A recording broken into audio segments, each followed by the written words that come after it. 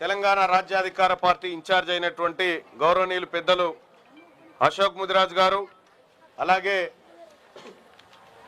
ఇక్కడికి విచ్చేసినటువంటి party working president Sudhagani Harishankar Goud గారు, అలాగే నాతో పాటు ఈ ప్రచార కార్యక్రమంలో పాల్గొంటున్నటువంటి ఓదేలి యాదవ్ గారు, అలాగే జనగామ జిల్లా అధ్యక్షురాలు సోదరి మౌనికా యాదవ్ గారు, అలాగే మా నరేష్ గారు, అలాగే మా సతీష్ గారు, ఇక్కడ వేదిక మీద ఉన్నటువంటి మీ అందరి తమ్ముడు,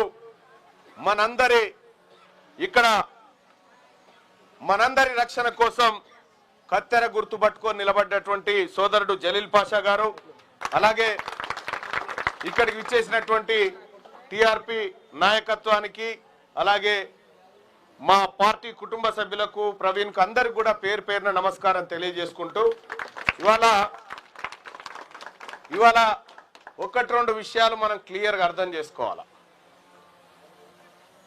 మనము ఇవాళ ఈ వార్డులోకి తెలంగాణ రాజ్యాధికార పార్టీ వస్తూ ఉంది. ఈ వార్డు అంతా జలీల్ పాషా, మా తమ్ముడు, మా అన్న, మా సోదరుడు, ఆ కుటుంబం మా కోసం పని చేసింది, పని చేస్తుంది, కష్టపడుతుంది అనేటువంటి ఒక ఆకాంక్షతోని ఈ వార్డు అంతా కూడా ఒకే మాట ఒకే బాట మీద ఇవాళ కనిపిస్తూ ఉంది. ఈ సందర్భంగా మనం వస్తూ ఉంటే తమ్ముళ్ళు నాకు చెప్తా ఉన్నారు, అన్న మనం వస్తున్నామని కాంగ్రెస్ వాళ్ళు ఇవేవో గట్టిరన్నా తోరణాలు మనల్ని గట్టనిస్తలేరన్నా అని చెప్తా ఉన్నారు. బాసింగం కడితే పెళ్లి అయిపోతుందా?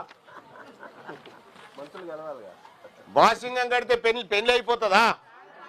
మనుషులు కలవాలి. మన మనిషి ఎవడో మంది ఎవడో తెలిసిపోతుంది.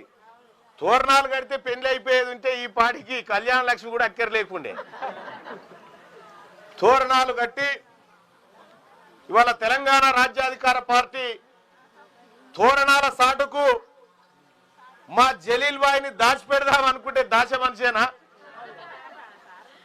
అందుకోసమే చెప్తా ఉన్న తల్లి, మీ అందరు కూడా ఇక్కడికి వచ్చినటువంటి ఆడబిడ్డలందరికీ కూడా నేను రెండు విషయాలు చెప్తా. మరీ ముఖ్యంగా ఇక్కడ ఉన్నటువంటి మన ఎస్సీ సోదరిమణులు, మైనార్టీ సోదరిమణులు, మన బీసీ సోదరిమణులు, మీ అందరికి కూడా రెండు విషయాలు చెప్తా తల్లి.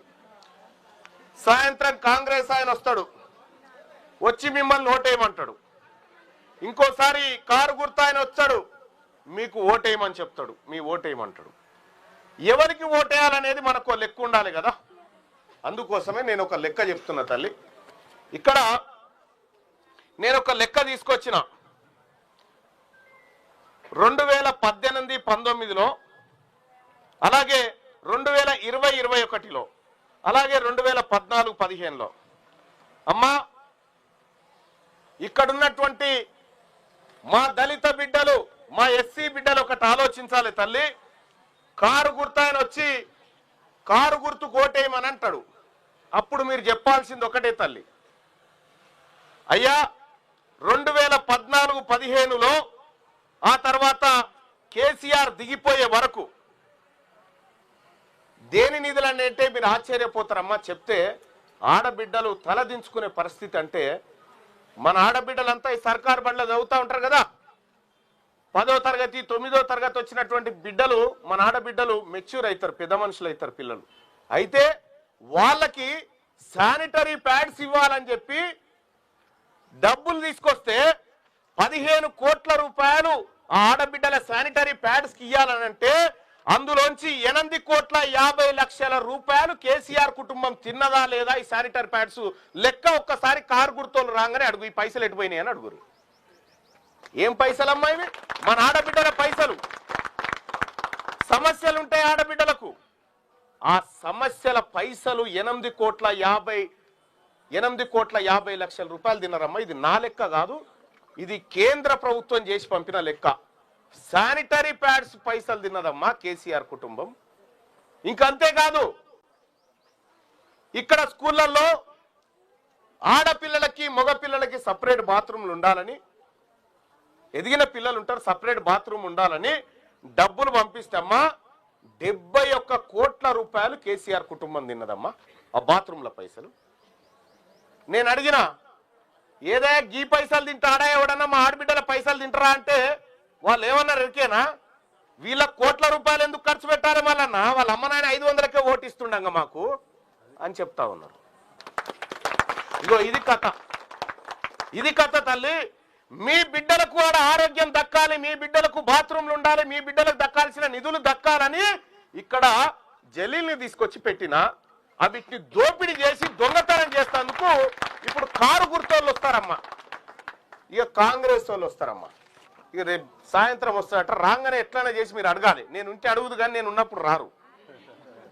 అయితే నేను అడిగిన శాసన మండలిలో ఏమడిగినమ్మా, ఇంటింటికి వచ్చి కులగణన చేసుకపోయారు కదా, మొన్న లెక్కలు రాసుకపోయారు కదా, మా దళితులు ఎంతమంది ఉన్నారయా రేవంత్ రెడ్డి గారు అని అడిగిన. సప్పుడు లేదు. మా యాదవులు ఎంతమంది ఉన్నారు, మా కుర్మోలు ఎంతమంది ఉన్నారు, మా ముదిరాజులు ఎంతమంది ఉన్నారు, మా గౌడ్లు ఎంతమంది ఉన్నారు, మా నాయి బ్రాహ్మణులు ఎంతమంది ఉన్నారు, మా రజకులు ఎంతమంది ఉన్నారు, మా మాలవాళ్ళు ఎంతమంది ఉన్నారు, మా మాదిగ వాళ్ళు ఎంతమంది ఉన్నారని నేను అడిగిన. అడిగితే రేవంత్ రెడ్డి ఏం చెప్పిండు ఎరికేనా, వాళ్ళ లెక్కలు అడగొద్దు మల్లన్న, తెలంగాణ రాష్ట్రంలో గాడిదలు మాత్రం 2000 గాడిదలు ఉన్నాయని చెప్పిండు.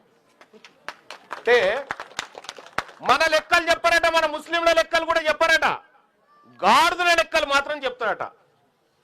అంటే వాళ్ళ లెక్క చూడరు. ఎందుకు చెప్పవా అని నేను అడిగితే, మరి ఈ లెక్కలు బయట పడితే మాకు మీరు ఓట్లేయరు మల్లన్న, ఎందుకంటే 100కి 95 మీరున్నాక మాకెందుకు ఓట్లేస్తారు, అందుకోసం మేము లెక్కలు దాచిపెడుతున్నామని చెప్పి. ఎన్ని రోజులు దాచిపెడతావు నువ్వు? ఏ అర్రలు దాచిపెట్టినా ఆ అర్ర తాళాలను మా జలీల్ని పంపించి కత్తెర పంపించి అవి కట్ చేసుకొచ్చి తీసుకొస్తా, ఆ లెక్కలు మన ఆడబిడ్డ ముంగడ పోస్తా. ఎంత దుర్మార్గం అంటే తల్లి, ఆ ఎస్సీ ఆడబిడ్డల కళ్యాణ లక్ష్మి పైసలు తిన్నారమ్మా వీళ్ళు. అంగన్వాడీలో పచ్చి బాలింతల పైసలు తిన్నటువంటి పార్టీ వాళ్ళు సాయంత్రం వచ్చి మిమ్మల్ని నోట్లో అడుగుతారు. చూడండి, ఎటుపోయినారా గాడిది కొడుకులారా, మా పైసలు ఏమైపోయినారా అని అడుగురు మీరు ఒక్కసారి. అమ్మా, మన ఆడబిడ్డలు స్కూళ్ళల్లో నెలసరితోని ఇబ్బంది పడుతుంటే ఆ గోసకాడు ఉండాలా మన ఆలోచన, లేకపోతే 500 రూపాయల ఓటు అమ్ముకునే కాడు ఉండాలా ఒకసారి ఆలోచన చేయండి. దానికోసమనే ఇలా తెలంగాణ రాజ్యాధికార పార్టీ మన జలీల్ పాషా నిలబెట్టింది. జలీల్ పాషా నిలబెడితే ఇక బీఆర్ఎస్ పార్టీ వాళ్ళు వచ్చో 20-30 మంది వచ్చి ఈయన ఎత్తుకొని పోతారు. ఎత్తుకొని పోయి నువ్వు ఎట్లా చేసి జలీల్ నువ్వు అయితే గెలుస్తావు, సర్వేలన్నీ నీ దిక్కే ఉన్నాయి, నువ్వే గెలుస్తట్టున్నావు, నువ్వు మీ కుటుంబం మీ నాయన చేసిన సేవ ఇవాళ నీకు గెలుపు తెచ్చేటట్టుంది, మా ఇజ్జత్ పోతుంది జలీల్, నువ్వు ఎట్లనే చేసి తప్పుకో, మేము ఇంకా దోసుకుంటాం, ఆడబిడ్డల శానిటరీ ప్యాడ్ల పైసలు తింటాం, ముసలోళ్ళ పైసలు తింటాం, భర్తలు చచ్చిపోయి ఒంటరిగా ఉన్నటువంటి మహిళల పెన్షన్ పైసలు తింటాం, నువ్వు అడ్డు జరుగు అని చెప్తే లేదు, వాళ్లకు నేను అండగా నిలబడతా అని చెప్పి కట్టె పట్టుకొని నిలబడ్డాడు మన బిడ్డ జలీల్ పాషా. అమ్మా, ఇక ఇప్పుడు వస్తారు, కాంగ్రెస్ పార్టీ గెలిస్తేనే ఇందిరా మిల్లు వస్తుందని చెప్తారు. ఇవాళ వచ్చి చెప్తారు మళ్ళా, ఇదివరకు 20 మాటల గెలిచింది ఎటువైరా ఇల్లు అని అడగాలి మనం. ఇదివరకు 20 మాటల గెలిచింది కదా, ఎటువైంది ఇల్లు అని అడగాలి. ఇక ఇంకొక ఆయన వస్తాడు, ఎమ్మెల్యే నేనే ఉన్నా, రేపు ఏ పని కావాలన్నా నీ పనే అయిపోయింది, నీ పనే అయిపోయింది, నిన్నే కూడా పట్టించుకుంటూ లేడు. రాబోతున్నది మన రాజ్యమే, మన సూదరుల రాజ్యమే, మన మైనారిటీల రాజ్యమే, మన బీసీల రాజ్యమే, మన ఎస్టీల రాజ్యమే రాబోతా ఉంది తల్లి.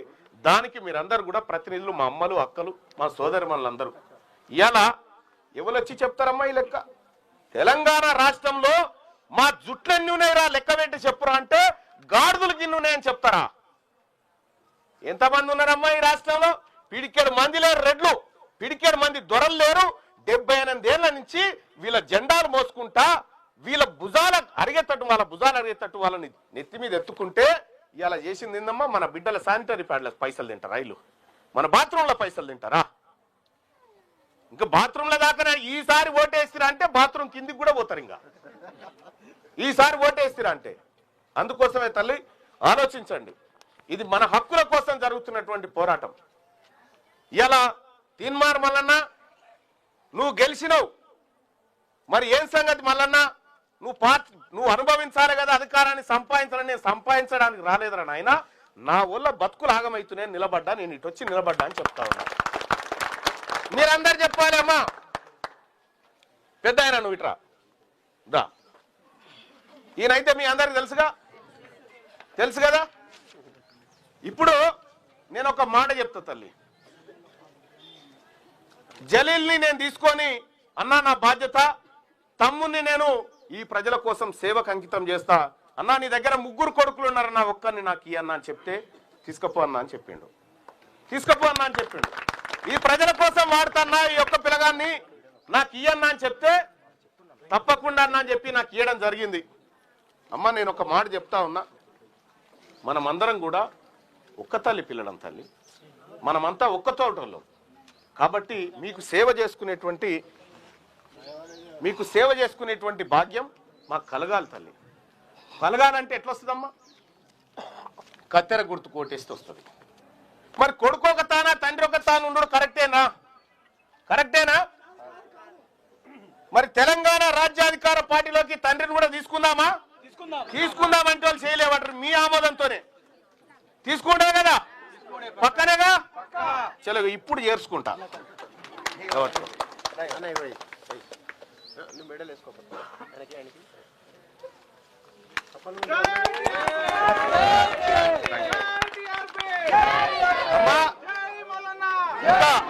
ఇక ఇప్పుడు అస్సలు ముచ్చట చెప్తా ఇనూరిగా. మీకు ఒక చిన్న కథ చెప్తా, ఇది బాగినాలే. ఎందుకంటే ఇది మనకు అక్కెరకు వచ్చే కథ. ఒక ఆయన ఎంత బాధ పెట్టిరు, ఎంత కష్టపడ్డాడు ఆ పార్టీల గురించి, ఎంతో తన్లాడినటువంటి బిడ్డ ఇలా కన్నీళ్లు పెట్టుకుంటా మీ కాళ్ళ కాడికి వచ్చి నిలబడి నాకు అన్యాయం జరిగిందని చెప్తే, అన్నా మేమున్నామని చెప్తా ఉన్నాం. వద్దు ఏడమ ఒక్క కథ చెప్తా తల్లి. మనము ఒక కోడిని వదిగేస్తాం కదా, కోడి 20 గుడ్లు పెట్టింది. కోడిని వదిగేస్తే పిల్లలు చేసింది, 20 పిల్లలు చేసింది. 20 పిల్లలు చేయగానే ఆ కోడి ఎవరిదంటే కొమ్మూరు ప్రతాప్ రెడ్డి గారి కోడి. ఆయన కోడి 20 పిల్లలు చేసింది, ఆయనతో గచ్చులు వేసిండు. గచ్చులు వేయంగానే ఇన్ని నూకలు చల్లిండు, ఇన్ని నీళ్లు పెట్టిండు ఆ కోడి పిల్లలకు. మంచిగా గచ్చులనే తిరుగుతున్నాయి తల్లి పిల్లలని. తిరుగుతుంటే 2-3 రోజులు అయినాక తల్లి ఏం చేసిందంటే మీదకెక్కింది. గచ్చు మీదకి ఎక్కితే పిల్లలు అంటా ఉన్నాయి, ఎందుకు ఎక్కిపోతున్నావు అమ్మా, ఎందుకు ఎక్కిపోతున్నావు అట్లా? ఇక్కడ మంచిగా ప్రతాప్ రెడ్డి నూకలు చల్లిండు, ఈయన నీళ్లు పోసిండు, ఈయనే నీడ పట్టుకుండాక ఎందుకో గటురుతున్నావు అని తల్లిని అంటా ఉన్నాయి పిల్లలు. అప్పుడు తల్లి ఏం చెప్పింది ఎరికేనా, ఇప్పుడు పోస్తాడు తర్వాత కోస్తాడే, మీకు తెలియదు మన సంగతి అని చెప్పినాయి. ఇప్పుడు నూకలు పోస్తాడు తర్వాత కోస్తాడు అని చెప్పినాయి. ఆయనతో ఏమైంది, తల్లి ఈ పిల్లల్ని తీసుకొని గల్మ దగ్గరకు వచ్చిన, ఇటువంటి గల్మ దగ్గరకు వచ్చి మెల్లగా కడప మీదకి ఎక్కుతా ఉంది, దిగుతా ఉంది తల్లి కోడి. దిగుతా ఉంటే ఆయనతో పిల్లలు కూడా అలవాటు చేసుకుని ఎక్కుడు దుంకుడు. మెల్లగా ఇట్లా ఆకిట్లకు తీసుకొచ్చింది తల్లి కోడి. తీసుకొచ్చి ఆకిని పక్క పొంటి అంతా దవ్వుతా ఉంది. తొవ్వి పిల్లలకు పురుగులు అవేమని ఉంటే ఏరిస్తా ఉంది. ఇస్తా ఉంటే ఆయనతో ఒక కుక్కూరుకు వచ్చింది. కుక్కూరికి రాగానే ఈ తల్లి కోడి కుక్కని దంతందు పోయింది, కుక్క మారిపోయింది. మన తెరిసేపు అయినాక పిల్లూరికి వస్తే తల్లి కోడి రెక్కలు చాపి ఆ రెక్కల కిందికి పిల్లల్ని పిలుచుకొని చెప్తా ఉంది, కుక్క అంటే బెదిరిస్తే పోతుంది కానీ పిల్లి డేంజర్ బిడ్డ, మిమ్మల్ని ఎత్తుకపోతుంది అని చెప్పి పిల్లలకు చెప్తుంది. ఆయనతో కొన్ని రోజుల తర్వాత ఏం చేస్తుంది, పెంటకాడికి తీసుకుపోతుంది కోడి పిల్లల్ని. బాగినాలి మీరు పెంటకాడికి తీసుకుపోయిన తర్వాత మీరు దవ్వుకోరు బిడ్డ అని చెప్తుంది తల్లి కోడి. ఏందమ్మా మమ్మల్ని మంచిగా గచ్చులున్న వాళ్ళని తీసుకొచ్చి నడి రోడ్డు మీద తీసుకొచ్చి పెంటకాడికి తీసుకొచ్చి మమ్మల్ని దవ్వుకోమంటున్నావు, ఆడ ప్రతాప్ రెడ్డి గారు మంచిగా నూకలు చల్లిండు, నీళ్లు పోసిండు, ఆడుంటే ఎంత నిమ్మలంగా ఉంటూ మమ్మల్ని ఎండలో తీసుకొచ్చి ఇంత బాధ పెడతావు అమ్మా అని తల్లి కోడిని అంటా ఉంటాయి పిల్లలు. అంటా ఉంటుంటే కరెక్ట్ 56 రోజులకు ఆ తల్లి కోడి ఎడవాపుతుంది పిల్లల్ని. ఎడవాపంగానే అందులోకేని 10 పిల్లలు ఏమంటే ఎరికేనా, అమ్మా నువ్వు మారిపోయినావమ్మా, మమ్మల్ని దూరం కొడతా ఉన్నావు, ప్రతాప్ రెడ్డి గారే మంచోడు ఉండే, ప్రతాప్ రెడ్డి గారి ఇంట్లో నూకలు మంచిగా పోసిండు, మేము ఆయన దిక్కే పోతామని 10 కోడి పిల్లలు పోయినాయి. 10 కోడి పిల్లలు పోయినాయి. మన జలీల్ అంట 10 కోడి పిల్లలు ఉన్నాయి. ఆ 10 కోడి పిల్లలు పోగానే ఓ రోజు రాత్రి ప్రతాప్ రెడ్డి గారి ఇంట్లో దావత్ ఉంటే కులపోలను పిలుచుకుంటే ఎవరెవరిని, పల్లా రాజేశ్వర రెడ్డిని, శ్యామల కిరణ్ కుమార్ రెడ్డిని, ప్రతాప్ రెడ్డిని, ఈ రెడ్లందరిని పిలుచుకొని ఈ 10 కోళ్ళను కోసిండు. అయిపోయిందా? జలీల్ ఏం చెప్తా ఉన్నాడు, రెక్కల కింద దాచుకొని బిడ్డ వాళ్ళంతా మనని మోసం చేసేవాళ్ళు, మనం అలాగుండాలి జాగ్రత్తగా ఉండాలనేవో మన జలీల్ చెప్తా ఉండు. ఇప్పుడు నూకలు చల్లేటోళ్ళు సాయంత్రం పూట వస్తారు తల్లి. ఆ నూకలు చల్లేటోళ్ళు నీళ్లు పెట్టేటోళ్ళు సాయంత్రం పూట వస్తారు. వచ్చి మీకు మందు దాపిస్తా అంటారు, మీకు పైసలు ఇస్తా అంటారు. కానీ మన బిడ్డలకు శానిటరీ ప్యాడ్లు ఇస్తారమ్మా? అవి ఆడ జాగ్రత్తగా ఉండాలి.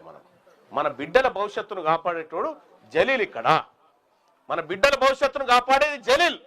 జలీల్ ఈడ ఉండంటే తీన్మార్ మల్లన్న ఉన్నట్టు, తీన్మార్ మల్లన్న ఉండంటే మీ బిడ్డల భవిష్యత్తు ఉన్నట్టు. అందుకోసమని తల్లి నేను ఒకటే చెప్తా ఉన్నా, 70 సంవత్సరాలు వాళ్ళ కోసం ఓట్లేసినాం కదా, మొట్టమొదటిసారి నీ బిడ్డ కోసం ఓట్లేసుకో, మొట్టమొదటిసారి నీ కొడుకు కోసం ఓట్లేసుకో, మొట్టమొదటిసారి నీ భవిష్యత్ కోసం ఓట్లేసుకో. జలీల్ని కత్తెర గుర్తు మీద ఓటై తల్లి. ఈ కత్తెర గుర్తు మనకు ఏర్పడ్డ బంధాలన్నింటినీ తెంపుతుంది. ఈ కత్తెర మామూలు కత్తెర కాదు తల్లి, మామూలు కత్తెర కాదు. బట్ట కట్ చేయాలన్నా కత్తెర కావాలి, దారం కట్ చేయాలన్నా కత్తెర కావాలి, ఆపరేషన్ చేయాలన్నా కత్తెర కావాలి, కటింగ్ చేయించుకోవాలన్నా కత్తెర కావాలి, గొర్రెలకు ఉన్ని కట్ చేయాలన్నా కత్తెర కావాలి. ఆ కత్తెర ఇప్పుడు జలీల్ చేతిలో పెట్టిపోతా ఉన్నా. మన కత్తెర ఇది, మనది, మన కత్తెర. వచ్చిన వాళ్ళని ఒకటే అడుగు, 4000 రూపాయల పెన్షన్ పెంచుతా అని చెప్పినావు ఏది అని అడుగురు ఒకటి. రెండోది, ఆడబిడ్డలకు 2,000 రూపాయలు ఇస్తానో ఏమైందని అడుగు. ఇప్పుడు చెప్తా ఉన్నాడు ముఖ్యమంత్రి గారు, ఆడు ఏమంటా ఉన్నాడు, గటు పోయి మాట్లాడుతూ ఉన్నాడు.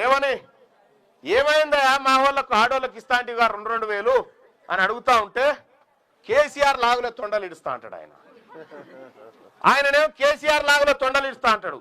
ఆ కేసీఆర్ కొడుకు ఏమైనా చెప్తూని కొడతాడు. ఈ తొండల కోసమే మీకు ఓట్లు వేసిన అమరాబాయ్, ఈ తొండలు పెంచుకునేది ఉంటే మీకు ఆ మంత్రదండాలు ఎందుకు, మీరు ముఖ్యమంత్రులు ఎందుకు? మా జలీలుకి చెప్తే గిటెంకలో షెడ్ వేసి ఇస్తాడు కదా, తొండలు పెంచుకుంటారు. అమ్మా మనం అడుగుతుంది ఒకటి, వాళ్ళు చేస్తుంది ఒకటి. వీడు వాడిని తిడతాడు, వాడు వీడిని తిడతాడు. ఈ లెక్కలు చెప్పినోడు ఎవడన్నా ఉండా? మన బిడ్డల సొమ్ము తిన్న లెక్కలు రేపు పొద్దుగాలు వస్తుంది, అడుగురు ఒకసారి చూద్దాం. మాకే డౌట్ లేదు తల్లి. ఈ 13వ వార్డులో మీ అందరి ప్రేమ, మీ అందరి ఆశీస్సులతోని మన జలీల్ గెలవబోతా ఉన్నాడు, మీ తమ్ముడు గెలవబోతా ఉన్నాడు. భారీ మెజార్టీతోని గెలిపించి మీరు ఉండండి అమ్మా. మీ కాలనీలో ఉన్నటువంటి ప్రతి సమస్యకు నేను బాధ్యత వహిస్తా. నేను ఎమ్మెల్సీగా ఉన్నా, నేను మీకు అందుబాటులో ఉంటా. మీ మోరీల సమస్య కానీ, మీ ఇండ్ల సమస్య కానీ, మీ పెన్షన్ల సమస్య కానీ, మీకు ఏ కష్టం వచ్చినా నిలబడడానికి తీన్మార్ మల్లన్న అండగా ఉన్నాడు. అలాగే ఇవాళ జలీల్ అండగా ఉన్నాడు అని చెప్పి మీ అందరికి తెలియజేస్తా ఉన్నా. మరి జలీల్కు పక్కనే కదా, పక్కనే కదా, అందరి చేతులు లేవని చెప్పాలి. కత్తెర గుర్తుకే, కత్తెర గుర్తుకే, కత్తెర గుర్తుకే. జై టిఆర్పి, జై టిఆర్పి.